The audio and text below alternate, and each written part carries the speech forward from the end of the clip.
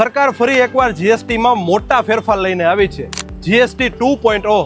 હવે આમાં શું સસ્તું થશે ને શું મોંઘું થશે અને આની આપણા ખિસ્સા પર કેવી રીતે સીધી અસર કરશે એ હું તમને સરળ શબ્દોમાં સમજાવી દઉં. પહેલા જીએસટીના 4 સ્લેબ હતા, 5%, 12%, 18% અને 28%. પણ માત્ર હવે 2 સ્લેબ રાખવામાં આવ્યા છે, 5% અને 18%. પણ એક સ્પેશિયલ સ્લેબ એડ કરવામાં આવ્યો છે 40%, જે લક્ઝરિયસ ઉપર લાગવાનું. હવે પ્રશ્ન છે, સૌથી પહેલા શું સસ્તું થયું? Toothpaste, pack food, biscuit, snacks, દૂધ, દહીં, ઘી જેવી ચીજ વસ્તુઓમાં હવે ફક્ત 5%. લાઈફ અને હેલ્થ ઇન્સ્યોરન્સમાં 0%. ટીવી, એસી, ફ્રીજ, નાની કાર, સિમેન્ટ, ફર્નિચર આ પહેલા તેમાં 28% લાગતા, પણ હવે તેમાં માત્ર 18% લાગશે.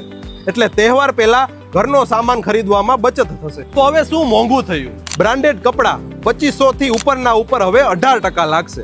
એનર્જી સેક્ટરની વસ્તુઓમાં ટેક્સ લાગશે.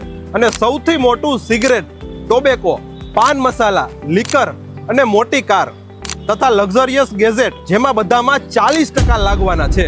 એટલે આ બધી વસ્તુઓ હવે મોંઘી થશે.